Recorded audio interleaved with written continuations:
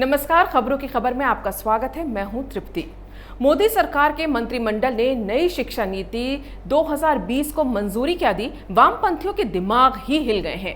केंद्र सरकार ने एक ऐसी शिक्षा प्रणाली का खाका तैयार किया है जिसके तहत साल 2035 तक जनरल एजुकेशन दर को पूरे देश में 50% तक पहुंचाना है। इसमें शिक्षा की गुणवत्ता बढ़ाना और समाज के हर तबके तक शिक्षा पहुंचाने के लिए आमूलचूल परिवर्तन किए गए हैं।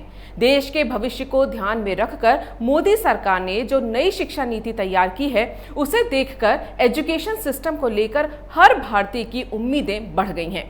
आखिर 34 साल बाद भारत के एजुकेशन सिस्टम में बदलाव लाया जा रहा है, वो सिस्टम जिसकी देश को कई सालों से जरूरत थी। इससे पहले शिक्षा प्रणाली में साल 1986 में राजीव गांधी सरकार के दौरान बदलाव हुए थे और इससे पहले ये बदलाव 1968 में इंदिरा गांधी सरकार ने किए थे। आजादी के बाद से ही कांग्रेसियों ने पाठ्यक्रम तय करने और खास तौर से भारत के इतिहास को लिखने की जिम्मेदारी वामपंथियों को दे रखी थी। सरकार ने उन्हें इतनी छूट दे रखी थी कि वो कुछ भी तय करें तो उस पर सवाल नहीं उठाए जाते थे। अब 34 साल बाद बदली गई इस शिक्षा नीति में वामपंथियों को किनारे कर दिया गया है। बोर्ड एग्जाम और नंबरों की दौड़ में पिसने वाले छात्रों के लिए इस शिक्षा नीति में जो सिस्टम बनाया गया है, वो उनकी क्षमताओं को निखारने और खामियों को सुधारने वाली दिखाई दे रही है। नई शिक्षा प्रणाली 3 साल की उम्र से लेकर 18 साल तक एक बच्चे के संपूर्ण विकास को ध्यान में रखकर बनाई गई है। इस नीति का लक्ष्य ही भारत को वैश्विक ज्ञान महाशक्ति बनाना है और एक बेहतर एजुकेशन सिस्टम के बिना कोई भी देश आर्थिक और बौद्धिक तौर पर महाशक्ति नहीं बन सकता। नई शिक्षा नीति का अभी बस मसौदा यानी ड्राफ्ट ही पास हुआ है, लेकिन देश के कम्युनिस्टों के चेहरे इसे देखते ही लाल हो गए हैं।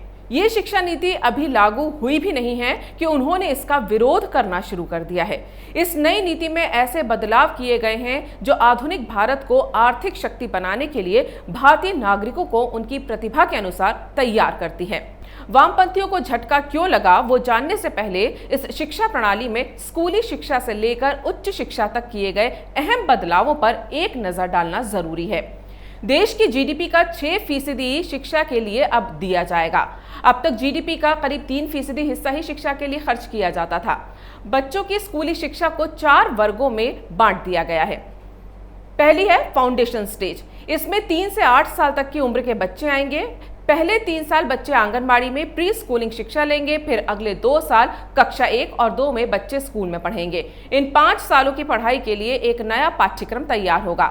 मोटे तौर पर एक्टिविटी आधारित शिक्षा पर ध्यान रहेगा। इस प्रकार पढ़ाई के पहले 5 साल का पहला चरण पूरा हो जाएगा। फिर आएगा प्रीपरेटरी स्टेज। इसमें 8 से 11 साल तक की उम्र के बच्चों को कवर किया जाएगा। इस स्टेज में कक्षा 3 से 5 तक की पढ़ाई होगी। इस दौरान प्रयोगों के जरिए बच्चों की विज्ञान, गणित और कला जैसे विषयों की पढ़ाई करवाई जाएगी। फिर आएगी मिडिल स्टेज। इसमें 11 से 14 साल की उम्र के बच्चों को कवर किया जाएगा, जिसमें कक्षा 6 से 8 की पढ़ाई होगी। इन कक्षाओं में विषय आधारित पाठ्यक्रम पढ़ाया जाएगा। कक्षा 6 से ही कौशल विकास यानी स्किल डेवलपमेंट कोर्स भी शुरू हो जाएंगे, जिसके तहत बच्चों को इंटर्नशिप करनी होगी, जिससे वो किताबी ज्ञान के साथ साथ प्रैक्टिकल नॉलेज भी ले सकेंगे। फिर आइए सेकेंडरी स्टेज। कक्षा 9 से 12 की पढ़ाई 2 चरणों में होगी, जिसमें विषयों का गहन अध्ययन कराया जाएगा। विषयों को चुनने की आज़ादी भी होगी। साथ ही बोर्ड परीक्षा रट्टा लगाने के बजाय ज्ञान बढ़ाने पर आधारित होगी, इसलिए पाठ्यक्रम कम किया जाएगा। ये स्कूली शिक्षा में हुए बदलाव हैं। वहीं उच्च शिक्षा में यूनिवर्सिटीज और उच्च शिक्षण संस्थानों में प्रवेश के लिए कॉमन एंट्रेंस एग्जाम होंगे। लीगल और मेडिकल कॉलेजों को छोड़कर सभी उच्च शिक्षण संस्थानों का संचालन एक ही संस्था के जरिए होगा। नई शिक्षा नीति के तहत एमफिल कोर्सेज को खत्म किया जाएगा। सभी सरकारी और निजी उच्च शिक्षण संस्थानों के लिए एक तरह के मानदंड होंगे। मोदी सरकार का ये जो ड्राफ्ट सामने रखा गया है, उससे जो तस्वीर निकल के सामने आई है, उससे देखकर लग रहा है कि अगर ऐसी शिक्षा नीति होगी तो हर छात्र की क्षमताओं को बढ़ावा मिलेगा। शिक्षकों के साथ साथ अभिभावक भी जागरूक होंगे। साथ ही ये नीति वैचारिक समझ, क्रिएटिविटी जैसी महत्वपूर्ण सोच को बढ़ावा देती है। इसके अलावा इसमें नैतिकता और संवैधानिक मूल्य पाठ्यक्रम का अहम हिस्सा होंगे। दरअसल वामपंथियों को इस आधुनिक शिक्षा नीति में अपने एजेंडे थोपने के रास्ते नहीं दिख रहे हैं। अब तक देश की शिक्षा नीति को दीमक की तरह चाटने वाले वामपंथियों के इरादों पर बीजेपी सरकार ने पेस्ट कंट्रोल कर दिया है।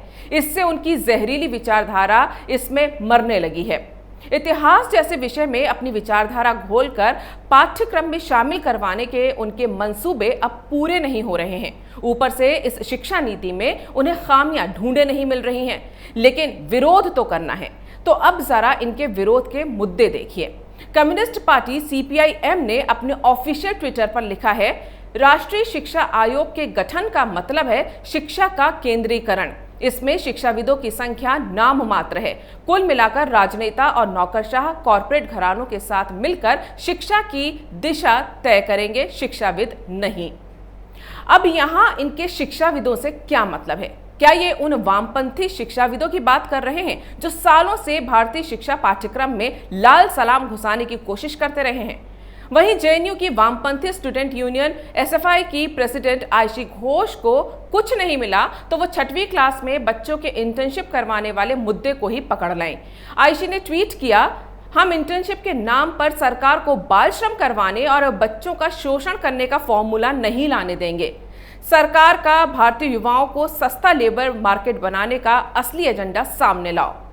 ये बात वो वामपंथी आयशी घोष लिख रही हैं जिन पर जेएनयू में गुंडागर्दी करने के आरोप लगे थे।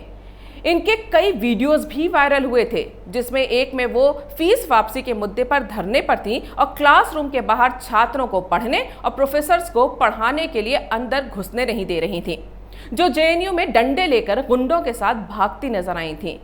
उस धरने का मकसद था कि ना पढ़ो ना किसी को पढ़ने दो। तो जो इस तरह की पढ़ाई करती हो उसे बच्चों के स्किल डेवलपमेंट में बाल श्रम ही तो नजर आएगा। वामपंथी पार्टियों के साथ उनकी student union SFI social media पर अपने बेतुके तर्कों के साथ इस शिक्षा नीति का विरोध करने में जुट गई है।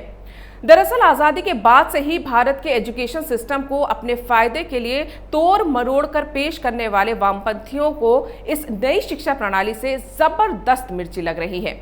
इनको डर लगने लगा है कि सालों से इन्होंने शिक्षा के नाम पर जो जहर बच्चों के मन में भरने की साजिश की है, अब वो फेल हो जाएगी।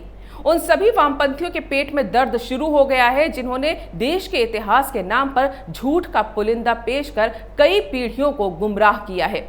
इसका एक उदाहरण आपने कुछ ही महीनों पहले देखा होगा, जब देश की जानी मानी इतिहासकार रोमिला थापर का एक वीडियो वायरल हुआ था, जिसमें रोमिला थापर कहती दिख रही थी कि महाभारत में युधिष्ठिर का चरित्र सम्राट अशोक से प्रेरित था।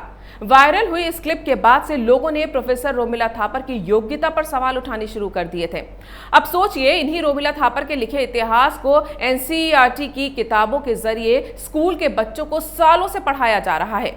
इन जैसे कई वामपंथी इतिहासकारों ने भारत के इतिहास को अपनी जागीर समझकर इसमें से भारतीय संस्कृति के कई सच गायब कर दिए।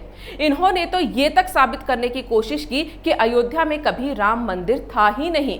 अब आप सोचिए कि वामपंथी इतिहासकारों ने कितने शातिर तरीके से देश की सभ्यता, संस्कृति और खास तौर से हिंदू धर्म के खिलाफ अपनी घटिया साजिश रची होगी। वामपंथियों की सोच में भारत की संस्कृति और प्राचीन हिंदू धर्म के लिए बेहद नफरत भरी हुई है। इस नफरत को फैलाने का जरिया इन्होंने हमेशा से ही स्कूली बच्चों को बनाया। आने वाली पीढ़ियों के जहन में जहर भरने के लिए स्कूली पाठ्यक्रम से बेहतर क्या हो सकता था? आप खुद सोचिए कि एक बच्चे को जो स्कूल में पढ़ाया जाता है वही उसके लिए सच होता है। आने वाले सालों में वो उसी सच के साथ बड़ा होता है और अपनी सोच तय करता है। आज़ादी के बाद से ही देश का इतिहास वामपंथी सोच का समर्थन करने वाली कांग्रेस के प्यारे इन्हीं वामपंथियों ने अपने विचारधारा के हिसाब से लिखा है। इसलिए जब जब बीजेपी सत्ता में आती है, इनकी धड़कनें बढ़ जाती हैं कि कहीं ये इतिहास से छेड़छाड़ करके तैयार किए गए एजेंडे को फुसकर विचारधारा फैलाने की सालों की मेहनत पर पानी ना फेर दें। 2004 से पहले जब बीजेपी सरकार सत्ता में थी, उस वक्त भी रोमिला थापर जैसे वामपंथी इतिहासकारों ने भूतपूर्व मानव संसाधन मंत्री मुरली मनोहर जोशी पर आरोप लगाया था कि उन्होंने अपने कार्यकाल में पाठ्यक्रम को संघ की विचारधारा के हिसाब से बदलने की कोशिश की है। तब इन्हीं वामपंथियों के विरोध के चलते कांग्रेस सरकार ने पाठ्यक्रम में बदलाव तक कर दिए थे। मुगल शासक भारतीय पाठ्यक्रम में वामपंथियों के फेवरेट हैं। उनका महिमा मंडन करने में इन्होंने कभी कोई कसर नहीं छोड़ी। बाबर, हुमायूं, औरंगजेब जैसे लुटेरों को इन वामपंथियों ने अपनी कलम घिस घिस कर महान साबित करने की हमेशा कोशिश की। मुगलों को महान बताना और राणा प्रताप और शिवाजी जैसे महान राजाओं की गाथाओं को पाठ्यक्रम से गायब कर देना इनके हिंदू विरोधी एजेंडे में हमेशा से ही शामिल रहा है। 2 दिन पहले ही वामपंथी पार्टी सीपीआई ने दिल्ली पुलिस और केंद्रीय गृह मंत्री से वरिष्ठ आईपीएस अधिकारी और सीबीआई के पूर्व अंतरिम निदेशक एम नागेश्वर राव के खिलाफ कार्रवाई करने की मांग की है। राव गृह मंत्रालय के अधीन अग्नि सेवा, नागरिक सुरक्षा और होमगार्ड के महानिदेशक हैं और 31 जुलाई को रिटायर होने वाले हैं। मुद्दा यह था कि बीते दिनों राव ने ट्वीट किया था कि खूनी इस्लामिक आक्रमण और शासन के बारे में लीपापोती कर भारतीय इतिहास के साथ छेड़छाड़ की गई है। इसके लिए नागेश्वर राव ने आजादी के बाद करीब 30 सालों में से 20 साल तक नियुक्त किए गए शिक्षा मंत्रियों को जिम्मेदार ठहराया था। इसमें उन्होंने मौलाना अबुल कलाम आजाद, हुमायूं कबीर, MC छागला, फखरुद्दीन अली अहमद और नूरुल हसन का नाम लिया था। उन्होंने कहा था कि इसके अलावा बाकी के 10 साल VKRV राव जैसे वामपंथियों ने भारतीयों के दिमाग पर राज किया। इन आरोपों से वामपंथी और कांग्रेसी भड़क गए।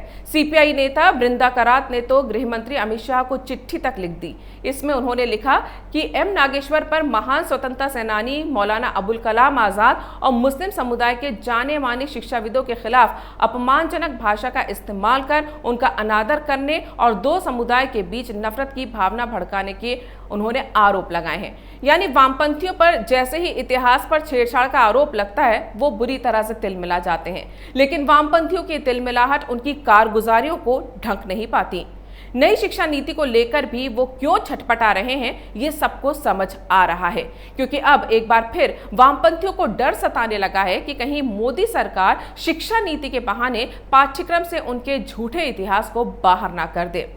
खबरों की खबर में फिलहाल इतना ही। अगर आपको ये वीडियो पसंद आया तो इसे लाइक करें, शेयर करें और कैपिटल टीवी को सब्सक्राइब करें।